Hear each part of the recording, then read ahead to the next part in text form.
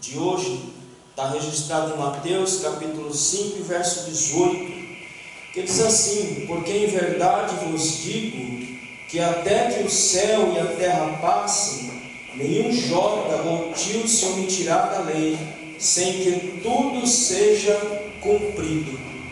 Então, Cristo dando garantia pela sua palavra que nada do que está descrito nessa palavra passará ou deixará de ser cumprido. Tudo que aí está escrito será cumprido cabalmente, como nós estamos vendo sendo cumprido. Verdade prática: a doutrina segundo a qual a Bíblia não contém erro algum denomina-se inerrância das Escrituras. Então, essa é a doutrina que vai nos garantir que nela e tudo que está nela não há erro, não há falsidade, não há engano. Tudo que nela está escrito é verdadeiro e é um fato que será cumprido e está sendo cumprido. Por isso, podemos confiar em sua mensagem, que é incorruptível. Nós estamos com um livro na mão que tem mais de 3.000 anos de história, irmãos. Mais de 3.000 anos de história, e ela tem se cumprido dia a dia. Os sinais que ela tem dito que aconteceriam no mundo e que aconteceria dentro da igreja têm se cumprido cabalmente. Os irmãos saberiam me dizer quais é dos sinais que está se cumprindo no meio da igreja, que a palavra já disse que iria acontecer? Os irmãos sabem me dizer?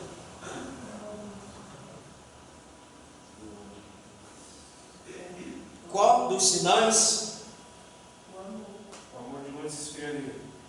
Pronto, esse é dos sinais que ela disse que aconteceria como sinal para a igreja, que nos últimos dias o amor de muitos se esfriaria.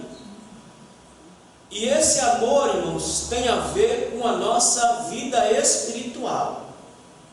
Ou seja, a espiritualidade, ela iria se minguando dia a dia, como nós estamos vendo. Então, por isso que ela é inerrante, por isso que ela não mente, por isso que ela não falha, porque aquilo que ela diz que irá acontecer, está acontecendo aos nossos olhos e diante dos nossos olhos.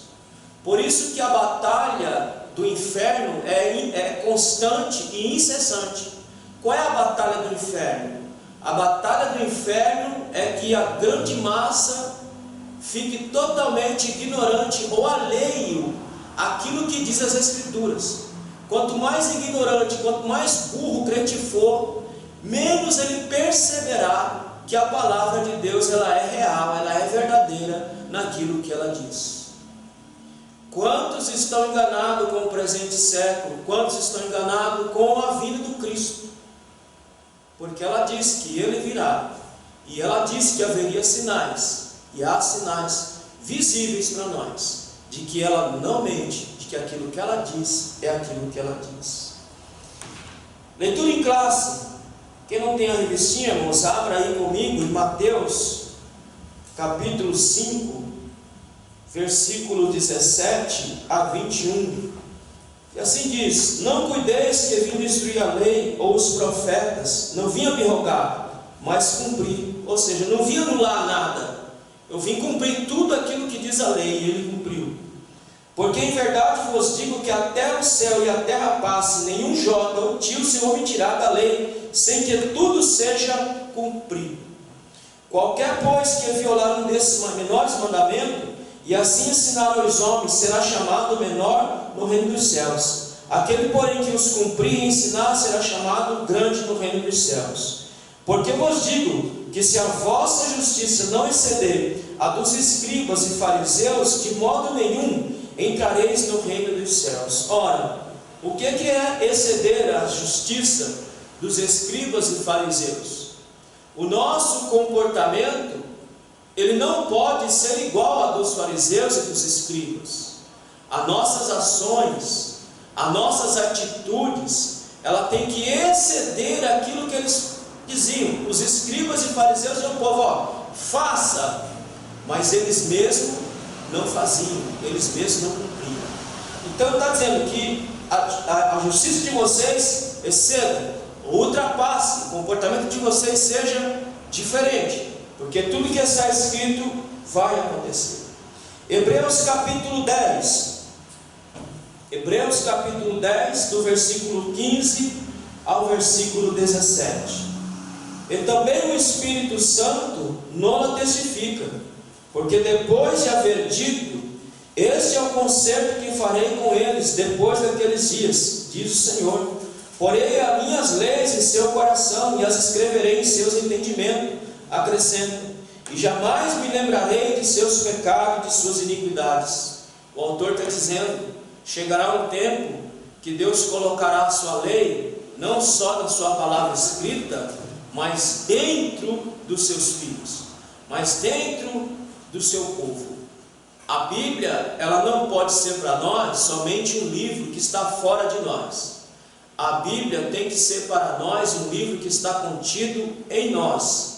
Ela tem que estar encarnada em nós. Ela tem que ser vivida em nós. Então é isso que o autor está dizendo. Por quê? Porque tudo que está dito na palavra vai se cumprir cabalmente. Nenhuma das suas promessas, nenhuma das suas advertências em relação à ira divina deixará de acontecer. Tudo acontecerá exatamente como o Senhor tem dito na sua palavra. Então hoje nós vamos estudar sobre essa inerrância, ou seja, ela não erra, ela não falha em tudo aquilo que ela diz, em tudo aquilo que ela fala, é o que vai acontecer. Creia, irmãos, creia naquilo que está escrito. Como eu sempre digo, você não precisa crer em mim, mas creia no que está escrito, porque tudo que está escrito aqui dentro vai acontecer e está acontecendo, porque ela não erra, ela é infalível em tudo aquilo que ela diz, tudo aquilo que ela fala. A introdução: a infalibilidade e inerrância são vocábulos que apontam a veracidade das Escrituras. Ou seja, quando nós falamos que a Bíblia ela é infalível, é porque ela não falha. Se nós falamos que ela é inerrante, é porque ela não erra em tudo aquilo que ela diz. Ela não erra em questões históricas, ela não erra em questões científicas, ela não erra em questões morais. Tudo aquilo que ela diz é real, é verdadeiro e é infalível. Ora, vamos ver uma promessa que é real e é infalível em Atos capítulo 1, quando o Cristo está subindo aos céus, ele deixa isso bem claro. E o anjo anuncia: olha, por que vocês estão olhando para os céus? Porque nessa mesma nuvem que vocês estão vendo ele sendo assunto aos céus, ele voltará. E quando ele voltar, nós que estamos aqui seremos arrebatados, e quando ele voltar, junto com eles nós reinaremos. Está lá em Atos capítulo 1, a partir do versículo de número 5, e aonde ele faz a grande promessa. E ele disse uma grande promessa, irmãos, que nós seríamos as suas testemunhas. Nós seríamos as suas testemunhas de tudo aquilo que ele diz, tudo aquilo que ele fez. Nós testemunharemos disso. Nós testificaríamos dessas verdades eternas para aqueles que ainda não têm conhecimento dessa palavra. Então, se ele diz que ele retornará, é porque ele vai voltar, porque a Bíblia ela é infalível, ela não erra em tudo aquilo que ela diz. Vamos ler? Já lemos Mateus, vamos ler João 10:35. Irmãos, me ajude aí, quem não tem revistinha. Eu estou na introdução, vai achando os versículos, vai me ajudando aí, por favor. João capítulo 10, versículo 35.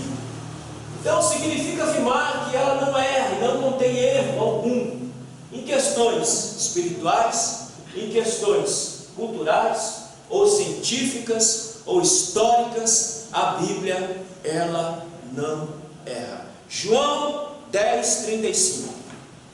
Pois se a lei chamou deuses aqueles a quem a palavra de Deus foi dirigida, a Escritura não pode ser anulada. Ele está dizendo, se a lei diz uma coisa, a palavra não pode ser anulada, porque ela é aquilo que ela está dizendo. Então ela é infalível. Os irmãos têm que ter esse conceito na cabeça de vocês. A Bíblia, ela é a infalível e a inerrante palavra de Deus. Tudo que está escrito acontece, tudo que está dito é verdadeiro, não falha e não erra em nada. Conceito de inerrância, capítulo 1 aí da revistinha. O que é a inerrância da Bíblia? É a doutrina que atesta que na Bíblia não há erro algum. Então, quando você ouvir a palavra inerrância, você tem que ter isso na sua cabeça. Ela não contém erro nenhum. Ela não contém erro porque sua origem está onde? Por que ela não erra? Porque a Bíblia não é de origem humana. A Bíblia é de origem divina. Ora, se Deus não erra, a Bíblia também não erra. Mas nós fazemos a Bíblia ou colocamos erro aonde não tem. Exemplo, quando nós formulamos as nossas doutrinas, os nossos conceitos, nós erramos até nisso. Nós erramos até nas formulações que fazemos. Mas ela não erra. Ela é infalível. Aquilo que ela diz, aquilo que ela é. Salmo 19, verso 7 e João 10, a gente já leu. Vamos ler Salmo 19 e versículo de número 7. Então, por que ela não erra? Porque a sua origem é divina. Porque ela tem a sua origem em Deus. E Deus, ele não erra, ou ele erra? Aquilo que ele diz é aquilo que é. Aquilo que ele diz que vai acontecer é aquilo que vai acontecer. Aquilo que ele prometeu é aquilo que ele vai fazer.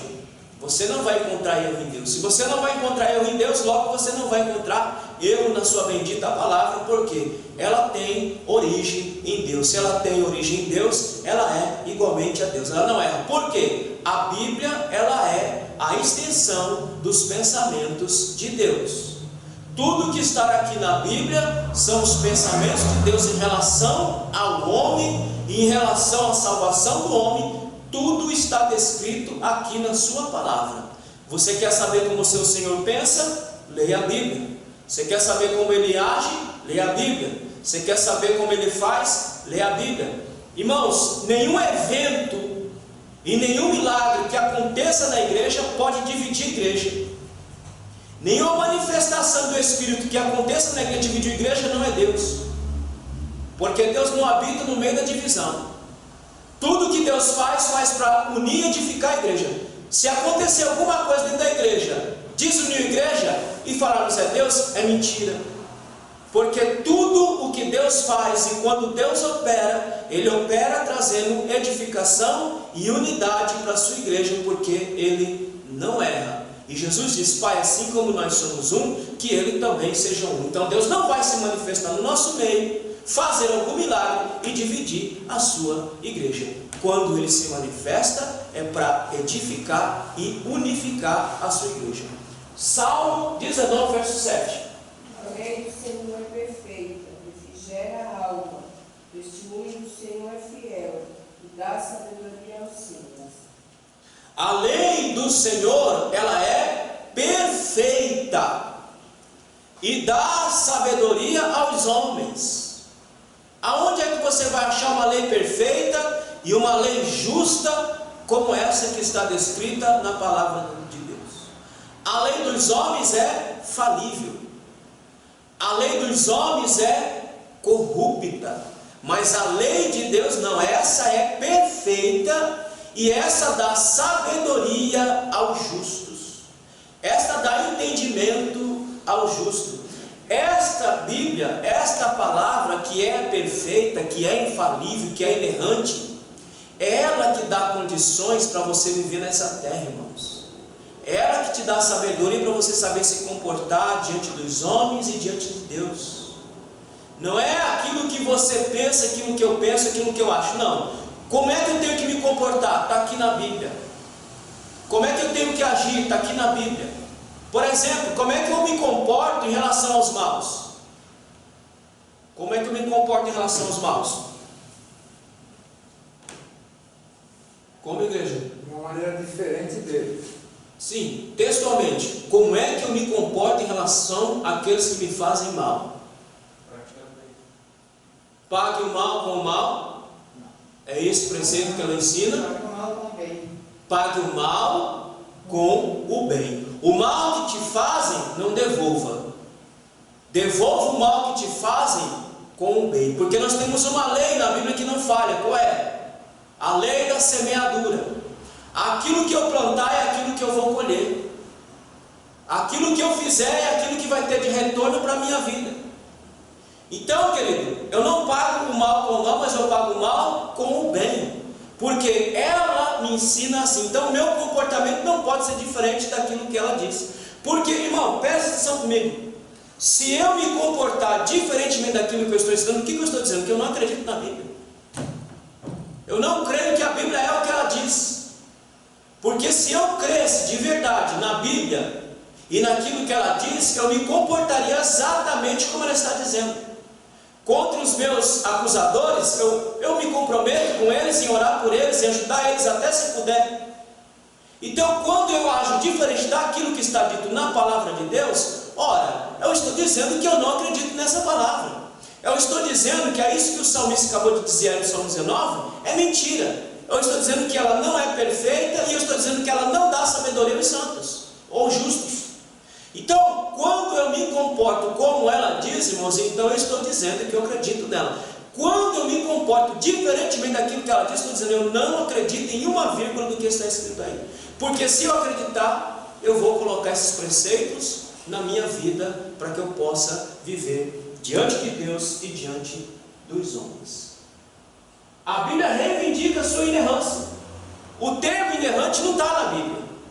Mas quando você lê os versículos, você vê que ela está dizendo que ela é. Não é? Vamos ler? Provérbios capítulo 30, versículo 5, Salmo versículo 18, verso 30, capítulo 18, 2 Samuel capítulo 22, versículo 31. Por favor, rápido. Quem tiver dificuldade em achar, não vai no índice. Primeiro, Provérbios capítulo 30, versículo 5.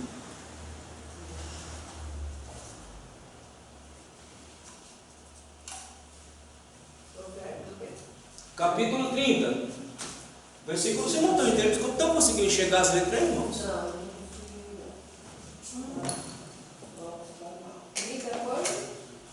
Irmãos, então vem para frente um cadinho aí para vocês poderem enxergar. Capítulo 5, né? É. Capítulo 30. E toda a palavra de Deus é pura, escudo para os que confiam nele. Toda a palavra de Deus, ela é o quê? Pura. Ou seja, o que é algo puro? Algo puro é algo que foi testado. Você pega o ouro de Ofir, o ouro mais valioso que tinha na época. Era um ouro puro, porque era um ouro testado, um ouro que foi colocado no fogo. O sábio está dizendo, a palavra ela é pura, a palavra foi testada, a palavra foi provada. Por quê? Tudo aquilo que ela está dizendo aconteceu cabalmente. Nada do que está escrito aí não aconteceu. Tudo o que ela diz aconteceu. Então, ele só pode chegar à conclusão. A palavra de Deus, ela é pura. Por quê? Porque ela foi provada e ela foi testada sendo aquilo que ela diz. Então, a própria Bíblia, o vocábulo inerrância, você não vai achar na Bíblia. Mas você vai achar versículos que atestam que ela é inerrante, que ela não erra. Amém? Amém.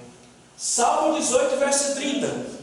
O caminho de Deus é perfeito. A palavra do Senhor é provada. É um escudo para todos os que nele confiam. A palavra de Deus é pura. A palavra de Deus é escudo. Para quem? Para aqueles que confiam. Então ela foi provada, ela foi testada.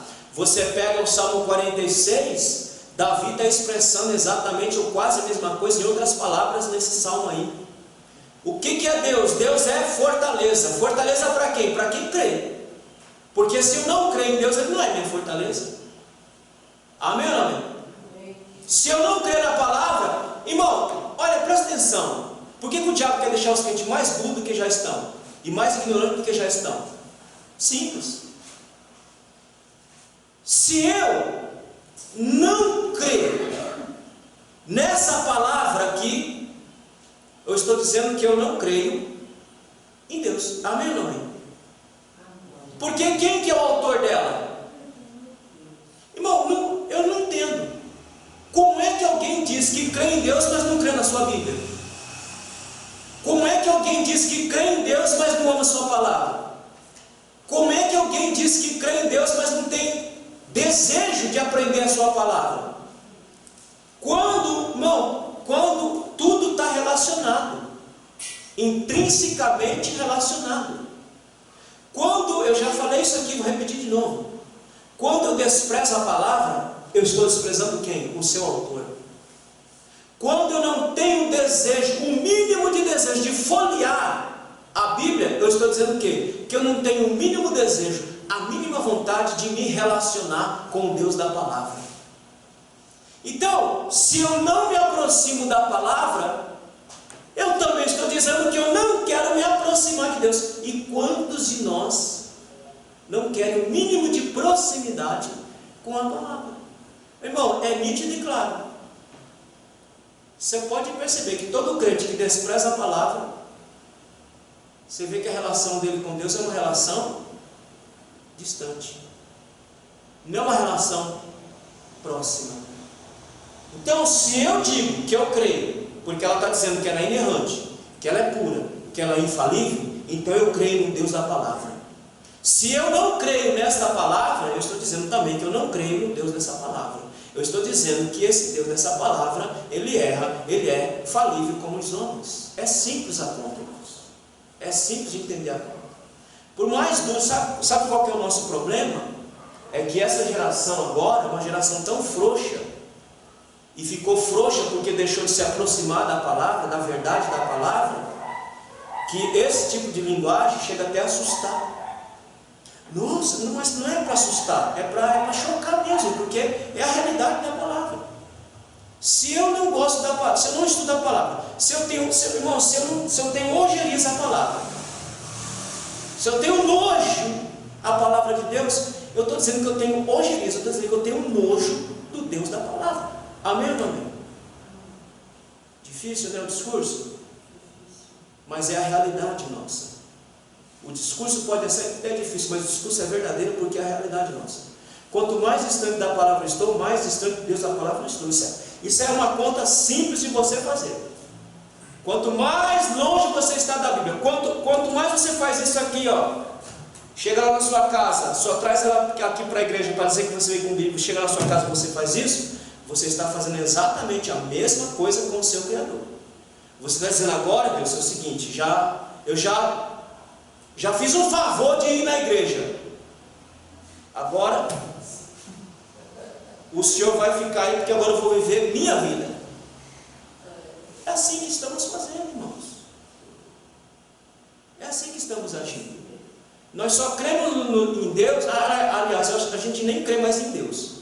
A gente só vem aqui para cumprir um rito. A gente aqui só vem para dizer, estamos aqui. Mas quando eu chego em casa, minha atitude com a palavra é esta aqui. Eu largo ela no canto, e se eu vier no próximo culto, ou no próximo domingo, é que eu vou pegar a palavra. E aí eu estou dizendo, se eu vier, se eu for, Deus, aí a gente pode até conversar, mas não, senão o Senhor fica no seu canto, eu fico no meu, levando a minha vida. É assim que nós estamos nos relacionando hoje. É perceptível pelo trato que nós temos pela palavra. Irmãos, a Bíblia é o termômetro de minha fé. Ela é o termômetro de minha fé, é o termômetro de minha relação com o meu Criador. Se eu me relaciono com essa palavra constantemente, eu também me relaciono constantemente com o meu Criador. Se eu me relaciono pouco com essa palavra, eu pouco me relaciono com o meu Criador. E aí é implantado em nós uma falsa sensação de que nós estamos fazendo alguma coisa para Deus. Pelo fato de virmos aqui no culto, ouvir a palavra, louvar, nós estamos tendo a falsa sensação que estamos fazendo alguma coisa para Deus, quando na verdade estamos fazendo nada. Diga. Pastor, Pastor, tem pessoas que falam assim, vou buscar intimidade com Deus, ele vai para um monte de lugar, escuta um monte de, né? Mas não vem para aqui. Mas não vem para a palavra de Deus, né? Tem lógica, irmãos? Como que a gente vai conhecer ou ter intimidade com alguma pessoa se a gente não conhece essa pessoa? É fato ou não é? Como é que eu vou ter intimidade com alguém se eu não me relacionar com alguém? No meu caso, e a Cleide, como é que eu posso dizer que eu conheço a Cleide se eu não me relaciono?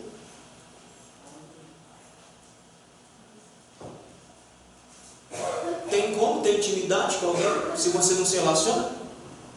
Como é que você fala, eu conheço Deus, por meio de quê? Pelas visões e revelações. Irmão, isso não valida relacionamento de ninguém, isso não valida. Se visões e revelações validasse minha relação com Deus, ele não teria deixado a palavra, teria deixado só visão e revelação. Mas ele não deixou. Visão e revelação faz parte? Faz, mas não é o essencial. O essencial é aqui, ó. O essencial é o meu relacionamento com Deus. E eu só posso conhecer a Deus quando eu me relaciono com Ele pela sua palavra. Não existe outra via, não existe outro caminho de se relacionar, de aprofundar relação íntima com Ele, se não for pela sua santa e poderosa palavra. Então os irmãos percebem como que o assunto que nós tratamos aqui diariamente é sério. Ainda bem que alguns estão levando a sério isso que nós estamos falando. É como eu falei ontem, o século XXI é um século que a maioria dos crentes já deu grito de independência. A maioria dos crentes agora, Deus não é mais prioridade, Deus agora é uma opção. Portanto, que se hoje à noite não tiver coisa melhor para fazer, eu vou na igreja. Se eu tiver coisa melhor para fazer, eu não vou na igreja. Porque Deus não é mais uma prioridade para nós. Deus hoje virou uma opção entre ir para a igreja e entre me divertir, ou entre fazer qualquer outra coisa ou ficar em casa. Ele não é prioridade, ele está virando uma opção para nós. Por quê? Por que ele está se tornando uma opção? Porque nós não estamos nos relacionando. Porque, irmãos, quando eu me relaciono com Deus pela sua palavra, logo eu vou criar responsabilidade na vida. Eu vou criar responsabilidade de saber que eu tenho um Deus, que eu tenho um Criador, que eu tenho uma alma, e que eu vou prestar conta para Deus um dia.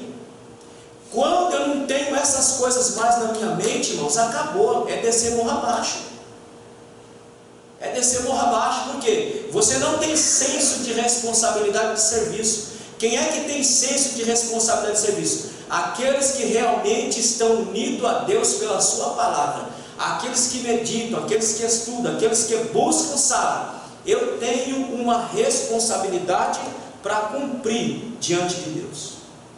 E aí sim, ele vai vir, ele vai fazer, ele vai trabalhar. Por quê? Porque ele tem senso de responsabilidade, porque a palavra que não mente, a palavra que não erra, diz para ele que ele tem que ser assim. Amém? 2 Samuel, capítulo 22, versículo 31. Bora, irmão, vai me ajudando aí, vai deixando o texto aberto aí. Depois o outro texto é Mateus 5,18. O caminho de Deus é perfeito, e a palavra do Senhor refinada. É o escudo de todos os que nele confiam. Pronto, irmãos. Nós pegamos 3 versículos do Antigo Testamento dizendo o que ela é. O que ela é? Ela é pura, ela é aprovada, ela é fiel, ela é escudo, ela é defesa. Quantos crentes não têm defesa, irmãos? Quantos crentes desprovidos de escudo? Crentes feito que cai do pé feito banana podre. Não sabe aonde recorrer, não tem recursos espirituais para enfrentar as situações da vida. Por quê? Simplesmente porque não tem a palavra de Deus implantada na sua vida, não tem a palavra de Deus implantada na sua alma. Quantos crentes têm escudo hoje? E é por isso que esse tempo tem influenciado tanto a igreja do Senhor. É por isso que esse tempo hoje tem influenciado os crentes de uma maneira, porque não tem escudo mais para se defender contra os dardos inflamados de Satanás, que volta e meia ele joga um dardo no crente, e o dardo vai direto na alma do crente, minando, tirando a força. Por quê? Porque ele não tem escudo mais, irmãos. Ele não sabe nem mais como seu adversário está agindo. Porque a Bíblia diz que o diabo ele é astuto, ele é sorrateiro. O diabo não vai se apresentar para ninguém dizendo, eu sou o capetão. Não! Ele não vai dizer, eu sou o diabão. Não, irmão. Ele vai vir sutilmente. O apóstolo Paulo disse que essa palavra está sendo diluída como vinho.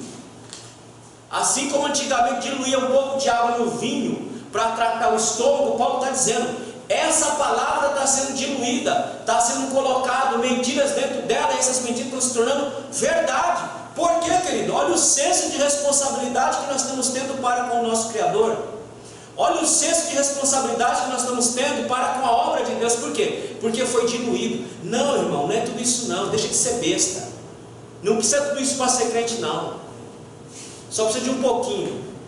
Só um pouquinho. Um pouquinho para ir para o inferno está de bom tamanho. Continua no caminho, está certinho. Para ir para o inferno é só um pouquinho mesmo. Vá só um pouquinho. Agora, querido, se você quer ir para o céu, para o reino, é tudo. John Stott tem um livro chamado Discípulo Radical. Irmão, é radical mesmo. Radical é corte radical. Eu tenho que cortar minha relação com este mundo. Eu não posso andar pela maneira como esse mundo anda, achando que a vida é um fim em si mesmo. Muitos cristãos estão achando que a vida ela é um fim em si mesmo. Por quê? Não leem mais a palavra, estão achando que a vida é um fim em si mesmo. A vida não é um fim em si mesmo. A vida ela é isso que está aí, passageira, efêmera e enganosa. Tudo isso, irmãos, que nós estamos vendo acontecer hoje, mostra o distanciamento que nós estamos tendo da palavra de Deus. Toda essa frieza espiritual, e eu tenho orado todo santo dia, irmão, para essa frieza não me pegar, para essa praga chamada frieza espiritual, para essa praga chamada incredulidade não me pegar. Porque, irmão, se a incredulidade, a frieza espiritual te pegar, irmão, você vai descer morro abaixo. Você vai descer morro abaixo, e o final do morro é inferno. O final do morro não é céu, o final do morro é inferno. Porque você foi deixado tomar pela incredulidade e pela frieza espiritual. Por quê? Porque você não se relaciona mais com o seu Deus a partir da sua bendita e poderosa palavra que está revelada. É por aqui, irmãos, que começa o nosso relacionamento. O apóstolo Paulo diz em Romanos capítulo 10, por onde vem a fé? Vem por ouvir revelações e visões? Vem por movimentos esdrúxulos, movimentos bizarros, histerias loucas? É por aí que vem a fé? Paulo diz que a fé vem pelo ouvir e ouvir a palavra de Deus. Como é que eu faço para manter a fé? Constantemente meditando e estudando a palavra de Deus, para que eu mantenha a minha fé, a minha vida espiritual diante de Deus. Então, nós vemos no Antigo Testamento que ela é o que ela é, ela não erra. Mateus 5,18. Porque em verdade vos digo que até que o céu e a terra passe, nem o jota nem o tio se omitirá da lei, sem que tudo seja cumprido. Nada do que está escrito deixará de ser cumprido. Tudo que está escrito será cumprido cabalmente, porque a Bíblia não mente, e quem escreveu, quem deu a Bíblia ao povo, não mente. E assim é que nós estamos vendo. Tudo o que ela diz aconteceu cabalmente. João 17:17. Vamos ler o que diz o Novo Testamento sobre a própria palavra. Quem achou, lê, por favor. Santifica-vos na verdade, e a sua palavra é a verdade. Olha, João, santifica na verdade, Deus. Santifica Jesus na verdade. Aonde? Na tua palavra, porque a tua palavra é a verdade. Então, querido, por que ele diz santifica? Porque ela não erra, porque ela é infalível. Então é aqui que nós temos que santificar a nossa vida, santificar a nossa alma. Irmãos, já expliquei a vocês o conceito de santidade é controle e domínio. E a gente pensa que controlar e dominar a nossa alma é só nas coisas grandes. Não. Quantos irmãos hoje não conseguem mais levantar às 8 da manhã para vir à escola dominical? Quantos irmãos estão agora nas suas casas, babando, dormindo, com um sol desse, com um dia desse, babando e dormindo, porque não consegue santificar um dia para o seu Criador, não consegue se controlar e dominar. Eu estou com muito sono, eu estou muito cansado. Irmão, eu fui acordado hoje até 4 horas da manhã. Eu só consegui dormir 4 horas da manhã, depois que acabou a zoada lá na minha rua. 4 horas da manhã foi a hora que eu consegui dormir. Eu poderia me deixar levar pelo meu sono e pelo meu cansaço e não vir, mas como eu estou em processo de santificação, eu controlo e domino o meu cansaço e minha vontade de dormir e venho, porque é assim que tem que ser. Quantos que ficam acordados às vezes porque tem zoada na rua, de domingo para segunda, ou qualquer dia que seja, mas quando dá 5 horas ou 4 horas da manhã, está lá em pé para ir trabalhar? Quantos que vão trabalhar se arrastando doente?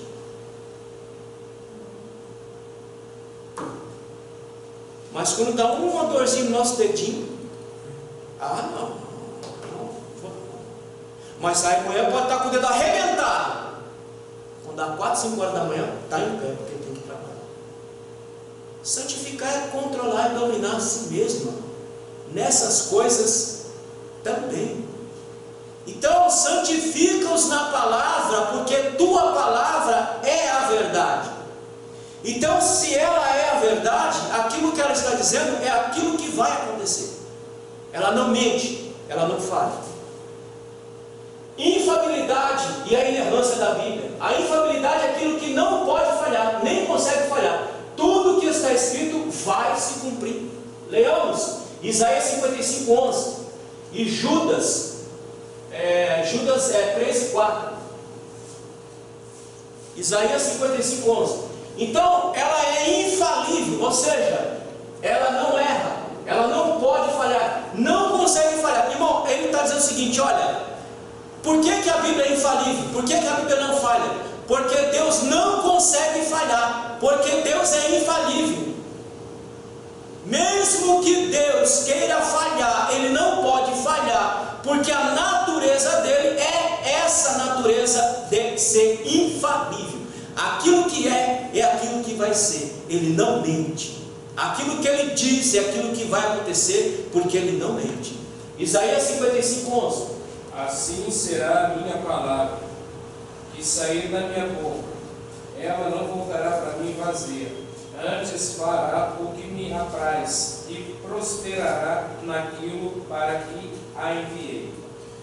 Assim é a palavra que sair da minha boca. Quando ela sair da minha boca, vai ser feito ou vai ser cumprido exatamente como está na minha palavra, porque Ele não falha. Então Ele está dando a certeza.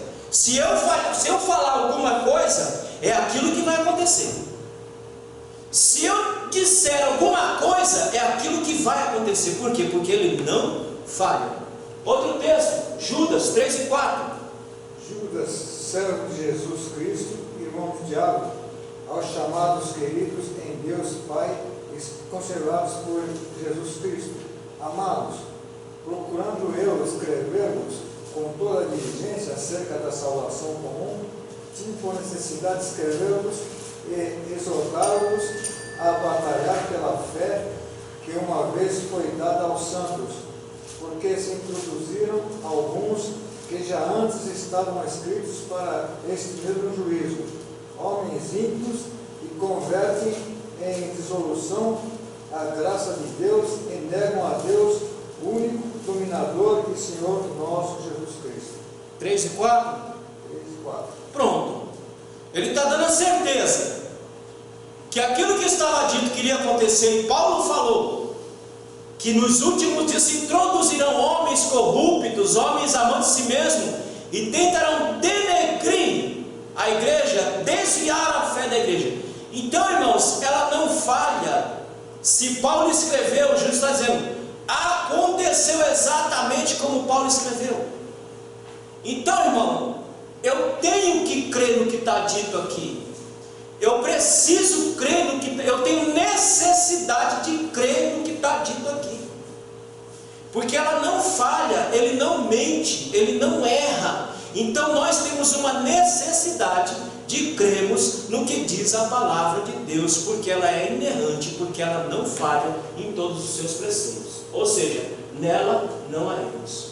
Deus criou os autores bíblicos e os preservou do registro de inverdades de qualquer natureza. Então, querido, o que é inerrância? Inerrância é o conceito de que na Bíblia não contém erro e não há erro, porque o autor dela não erra. A Bíblia é totalmente inspirada. Nós já aprendemos o conceito de inspiração.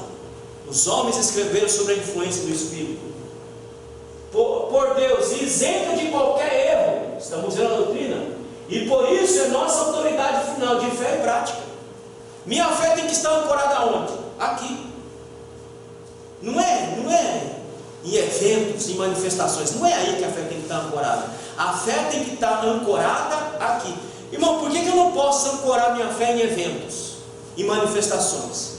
Porque essas têm três fontes diferentes. Uma manifestação pode ser de Deus, uma manifestação pode ser do diabo, a manifestação pode ter origem no próprio homem.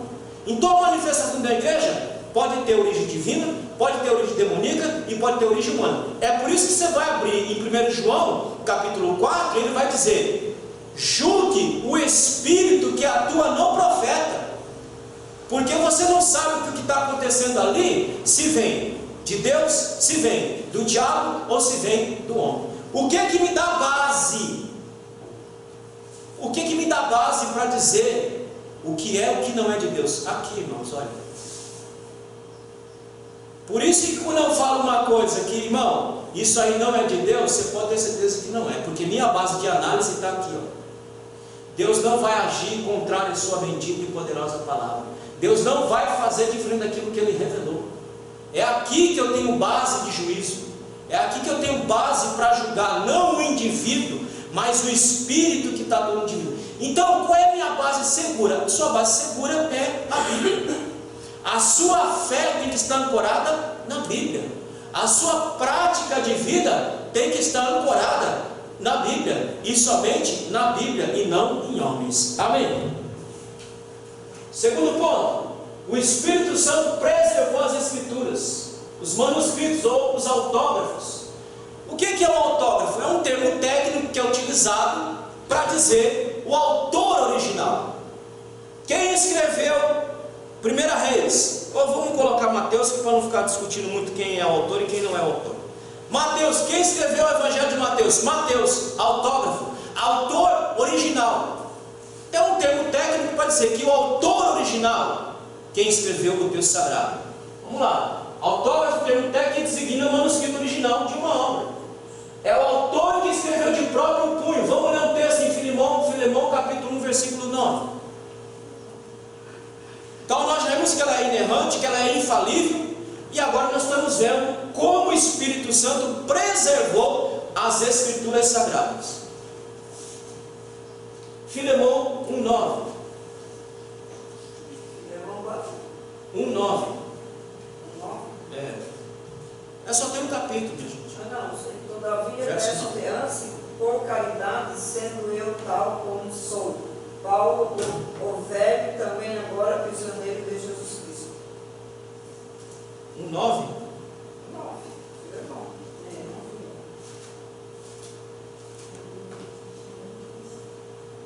Romanos 16, 22.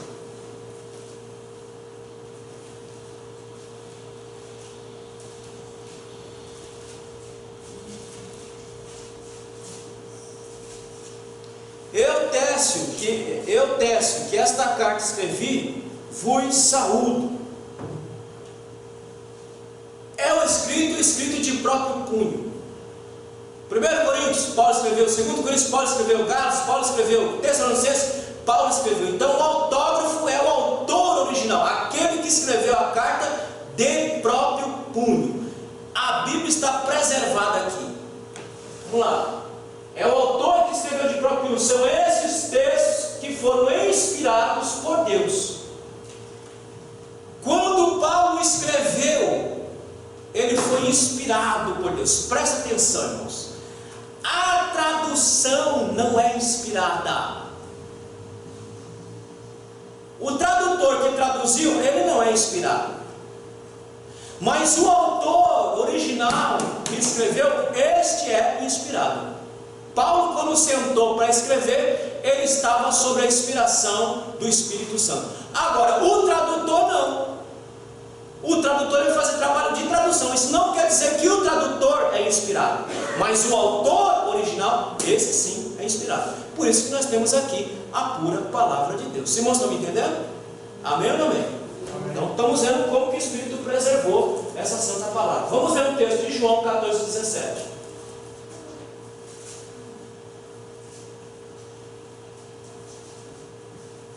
Quem achou ler? Irmãos, preciso que a maioria compre a revistinha, porque aí os irmãos conseguem me ajudar. Eu estou no ponto 2 aqui, lendo os versículos. Se você está a Bíblia com a revistinha na mão, fica mais fácil para você me ajudar. O Espírito da verdade, quando o mundo não pode receber, porque não vê nem conhece, mas o que conhecereis, porque habita convosco, está em vós. Lê de novo, hein? Vamos ler respeitando ponto, vírgula, senão a leitura fica difícil. O Espírito da verdade, que o mundo não pode receber, porque não vê nem conhece, mas vós conheceis, porque habita convosco, está em vós. Esse Espírito da verdade é quem inspirou os autores. É quem inspirou Mateus, quem inspirou Marcos, quem inspirou Lucas para escrever o texto sagrado. É esse Espírito da verdade. Portanto, a palavra de Deus está preservada. Por quê? Porque o Espírito quem inspirou esses homens. Como diz Pedro, nenhuma profecia ela é de origem humana, ou ela é de vontade humana, mas de origem divina, porque ela está preservada pelo Espírito de Deus. Então, fora dessa compreensão, a Bíblia não seria fonte de autoridade para a igreja. Ou seja, se eu não entender, se eu não acreditar, se eu não crer que o que está dito aqui tem origem em Deus, então a Bíblia perde todo o seu valor para a gente. Por isso que nós cremos que ela é o que é. E nós só cremos porque nós estamos banhados na fé, viu, irmãos? Nós não cremos nisso aqui de livre e espontânea vontade. Nós só cremos nisso aqui porque estamos banhados com o Espírito Santo, que nos dá condição de crer que ela foi inspirada pelo Espírito Santo. Amém? Vamos avançar. Então, isso aqui é um autógrafo. Olha, isso aqui é uma cópia. Cópia de cópia de cópia. Os autógrafos, os originais, esse texto de Mateus que saiu da mão de Mateus, nós não temos mais. O que nós temos? Nós temos cópias de cópias e cópias que chegou até nós. Mas o texto original que foi inspirado lá em Mateus, esse nós não temos mais, mas ele foi preservado nas cópias. Aqui é o texto em grego. Mas o trabalho do Espírito foi preservar essas cópias para que nós tenhamos, a palavra de Deus pudesse chegar até nós de maneira pura e límpida.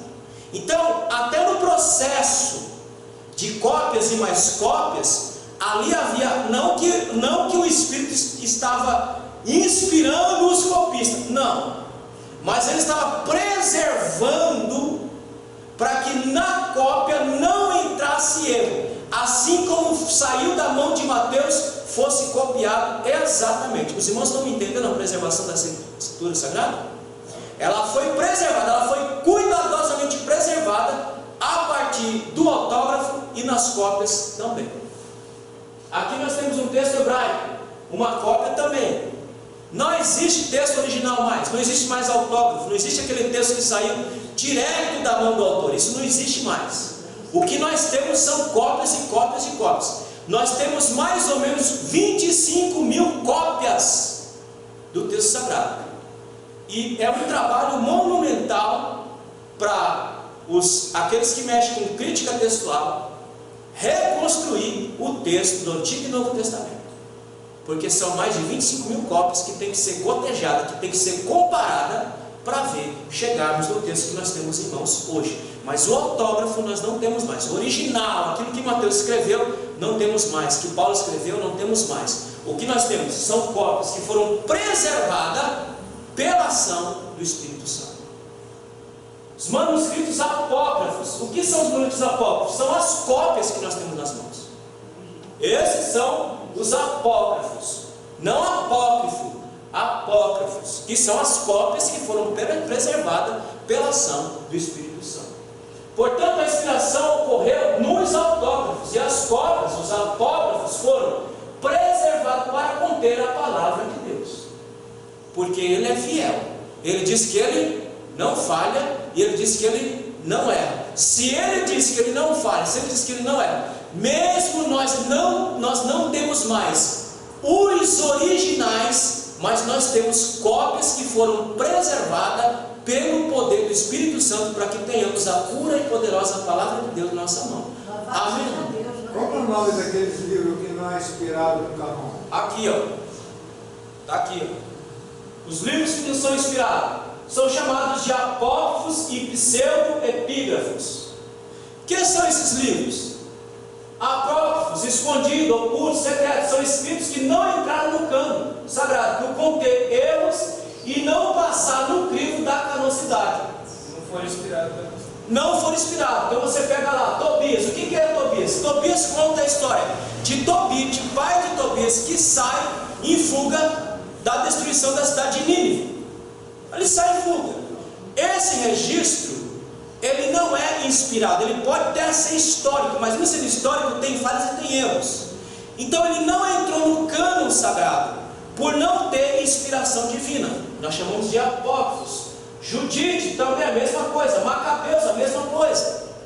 Então são livros que narram histórias, que contam fábulas, que não são inspirados, portanto não entraram no cânon sagrado. Você vai encontrar esses livros na Bíblia católica, mas você não vai encontrar ele na Bíblia protestante, porque para nós esses 7 livros que estão contidos lá, para nós não tem a inspiração divina para servir para nós como regra de fé e prática. Amém? Então esses são os apócrifos. Esse livro de Baruque aí condena a idolatria tremendamente. Mas ele não é um livro inspirado, porque se você analisar, você vai ver que tem lá algumas situações que não condizem com aquilo que a gente crê e com aquilo que a gente ensina pela palavra de E é Deus. mantida na Bíblia Católica. Na Bíblia católica. Pseudo-epígrafo, o que é isso? Eram pessoas que escreviam textos, e esses textos aqui, irmãos, eles estão datando de mais ou menos do século 3 a.C. a século 1 depois de Cristo. Então o que é o pseudo-epígrafo? Eram pessoas que escreviam texto sagrado, para que esse texto tivesse força e fosse creditado, colocava-se o nome de certos personagens conhecidos. Ou seja, a assunção de Moisés, que vai narrar a morte e a assunção de Moisés. Alguém escreveu, não se sabe quem ao certo, mas para legitimar o texto, colocou o nome de quem? Colocou o nome de Moisés. Para quê? Para que as pessoas lessem e acreditassem naquele texto como sendo um texto inspirado também. Mas eles não são inspirados. A gente chama de pseudo-epígrafo ou escrito falso. Apocalipse de Pedro, a mesma coisa. O Apocalipse de Pedro não foi Pedro quem escreveu. Alguém escreveu e colocou o nome de Pedro para que esse texto pudesse entrar no cânon sagrado. Só que ele não entrou. Por quê? Porque não é um livro inspirado. Amém, irmãos? Então apócrifos são livros escondidos, ou seja, livros que não entram, que não têm a mensagem inspirada por Deus. Pseudo-epígrafos são pessoas que escreveram e colocaram nomes de pessoas conhecidas para legitimar o texto, mas que também não têm a inspiração divina. Amém? Por isso não entraram no cânon. O Espírito Santo manteve a revelação divina incorruptível, bem como a exatidão das palavras originalmente inspiradas por Deus. Ou seja, a palavra de Deus também está nas cópias. Você vai achar alguém contestando as cópias. Você vai achar alguém dizendo que há erros nas cópias, que foram editadas o texto sagrado. Você vai encontrar. Mas nós cremos que até nas cópias Deus preservou a sua bendita palavra para chegar até nós. Amém. Glória a Deus, glória a Deus. Último ponto, as verdades da Escritura. A Bíblia é verdade plena. Está na revistinha aí, esse termo. Esse termo é um termo hebraico, emet. Do hebraico significa o que é verdadeiro, confiável, correto.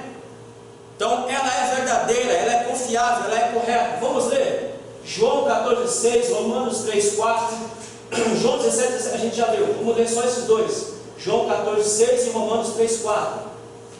Disse-lhe Jesus: eu sou o caminho, a verdade e a vida. Ninguém vem ao Pai senão por mim. O que Jesus está dizendo? Ele está dizendo que ele é verdadeiro, ele está dizendo que ele é confiável, ele está dizendo que ele é correto. Portanto, pode vir a mim. Por quê? Porque eu sou verdadeiro. Por quê? Porque eu sou confiável. Por quê? Porque eu sou correto. Outra palavra que aparece no texto em grego, o termo aletheia ou aletheia, tem o sentido de real, fidedigno. Então, eu sou o caminho e a verdade. Ele está dizendo, eu sou real, eu sou fidedigno, eu sou fiel para com aquilo que eu digo. Então, irmão, creia na palavra, creia na Bíblia, porque ela é a verdade de Deus para a nossa vida. Hebreus capítulo 6, verso 18, Tito 1, 2, esse aqui a gente já leu. Vamos ler Mateus 15, versículo 3 e 7. Vamos ler primeiro esse aqui, Hebreus 6, 18.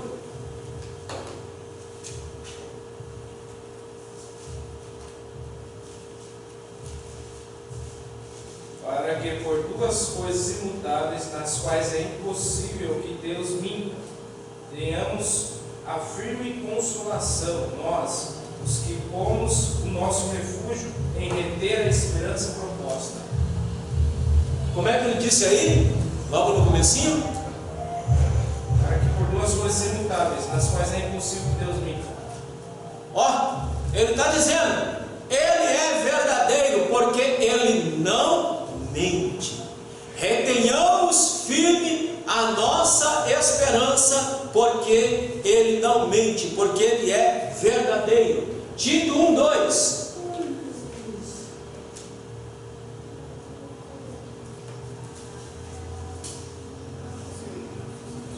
Vai no índice, meu irmão.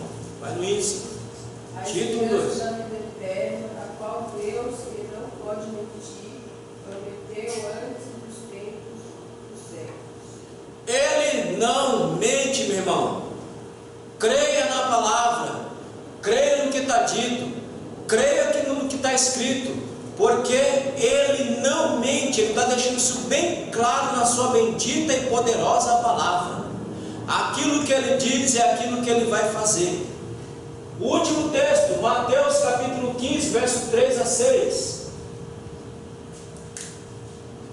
Ele, porém, respondendo, disse-lhes: por que transgredis vós também o mandamento de Deus pela vossa tradição? Porque Deus ordenou dizendo: honra teu pai e tua mãe, e quem maldisser ao pai ou à mãe, certamente morrerá. Mas vós dizeis: qualquer que dizer ao pai ou à mãe, é oferta ao Senhor, o que poderias aproveitar de mim? Desobrigado filho, esse não honrará de modo algum, nem a seu pai, nem a sua mãe. E assim invalidastes pela vossa tradição o mandamento de Deus. Não é a minha tradição que tem valor, não é a minha tradição que é verdadeira. A nossa tradição não é verdadeira, a nossa tradição é falível, mas a palavra de Deus, essa é verdadeira. Irmão, você quer ver como nós fazemos Deus mentiroso facilmente? Com as nossas tradições, com as nossas questões? Uma coisa bem simples. Esse dia eu estava vendo um pastor, não vou dizer a denominação, mas de uma ignorância cavalar, proibiram os irmãos da igreja dele de ter barba crescida. Isso é ignorância desgraçada. Irmão, o que eu estou dizendo? É errado. Mas ele está fazendo exatamente como está fazendo aí os fariseus. Ele está colocando a tradição acima da palavra de Deus. Quando proíbe um cristão ou um crente de ter barba crescida, ele está colocando a tradição, está dizendo o seguinte: o que diz a palavra não interessa, o que diz é o que a minha tradição diz. Ela está acima da palavra de Deus.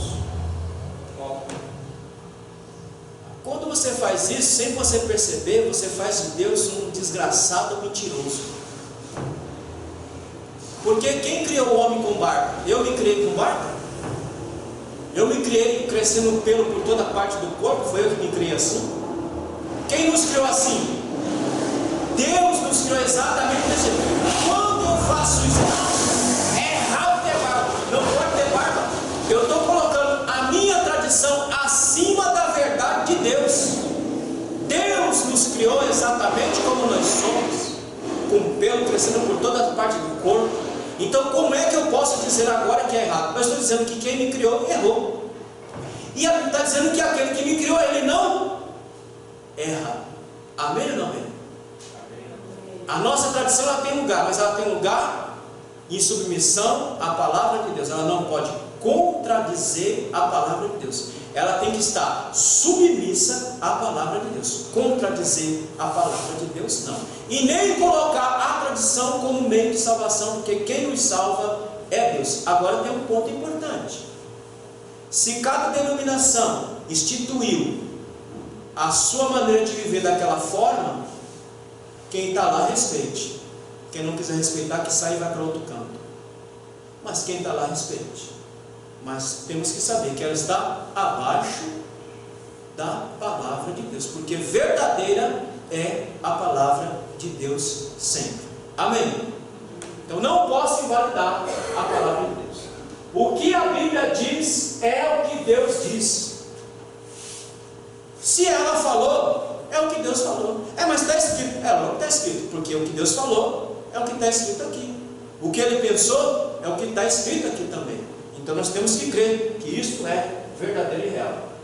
Deus, em sua veracidade, preservou o texto até chegar a nós. Portanto, o texto que temos em mãos é a palavra revelada de Deus aos homens. O que você tem na sua mão é a pura e poderosa palavra de Deus.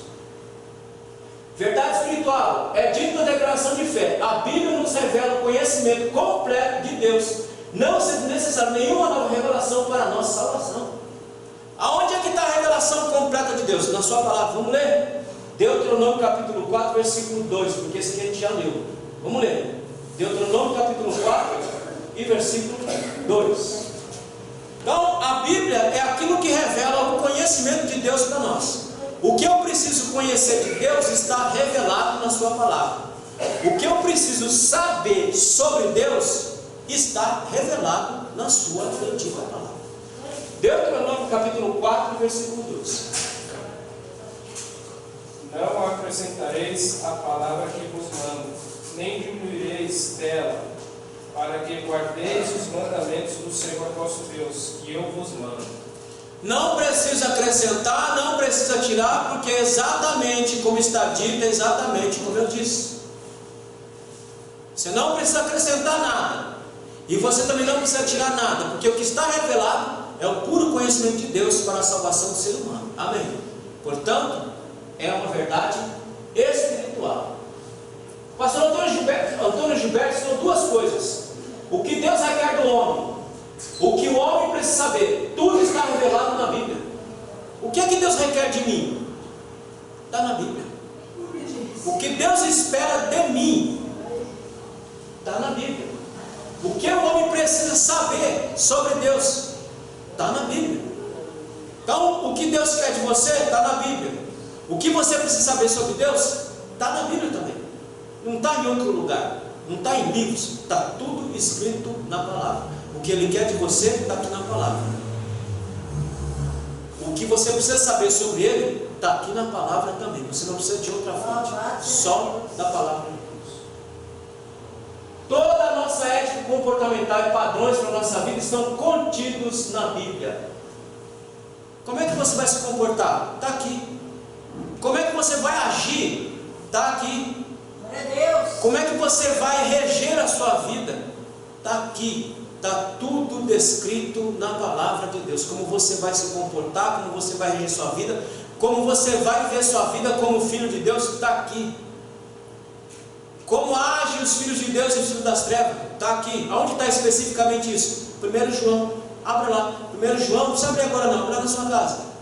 Primeira epístola de João, ele está dizendo como é que os filhos de Deus se comportam e como é que os filhos do cão se comportam. Está lá.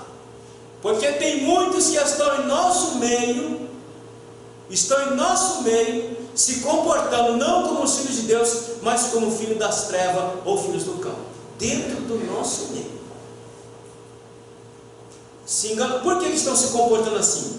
Porque não creem na palavra de Deus. Porque se cresce na palavra de Deus, leria, estudaria e se comportaria como os filhos da luz, não como os filhos das trevas. Amém? Então tudo que você precisa saber sobre Deus está aqui. Tudo que Deus requer de você está aqui também. Pois a autoridade, inerrância e inspiração são permanentes. Por isso que eu não preciso nem tirar, nem acrescentar. A inspiração, a inerrância, a infalibilidade, ela é permanente. Ela não precisa ser atualizada no sentido de ser mexido no texto. Ela tem que ser atualizada na aplicação do texto. Diferente. Ela precisa ser atualizada?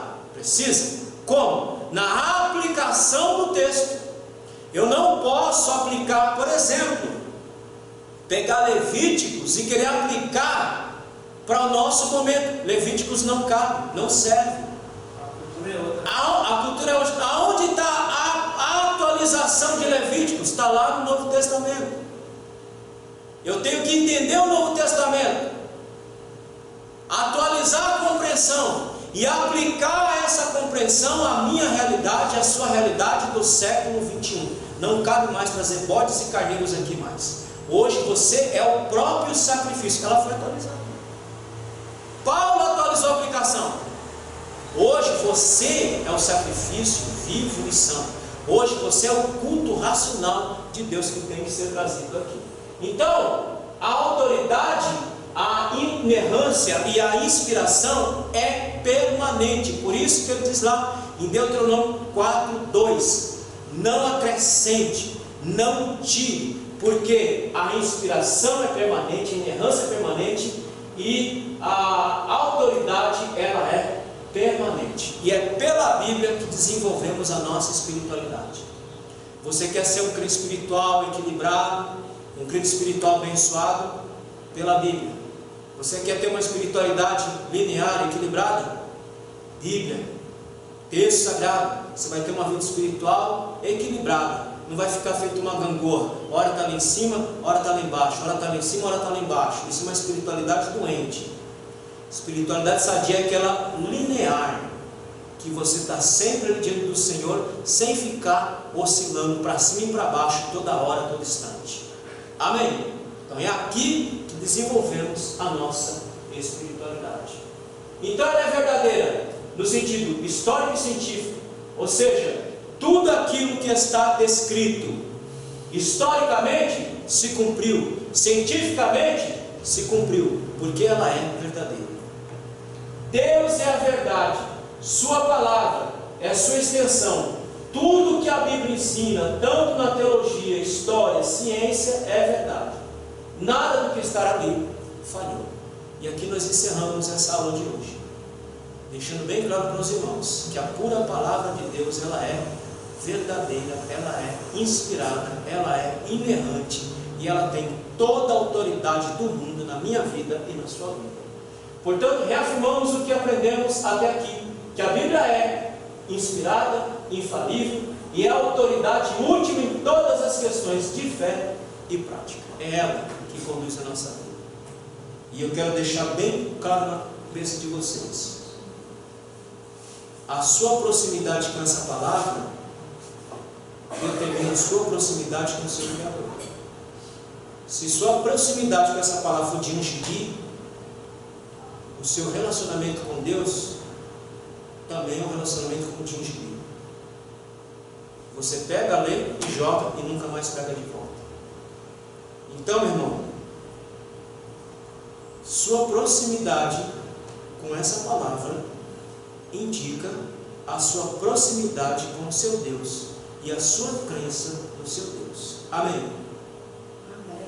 E se Jesus estivesse aqui hoje, irmão, você pode ter certeza que ele falaria a mesma coisa para vocês. Glória a Deus, aleluia, Jesus. Tem crentes que nem com Bíblia andam mais. Irmão, crentes que não andam com Bíblia mais, você acha que esse crente abre a Bíblia em casa? Você acha que esse crente senta para meditar na palavra de Deus? Ah, mas é projetado no projeto. Eu não vou projetar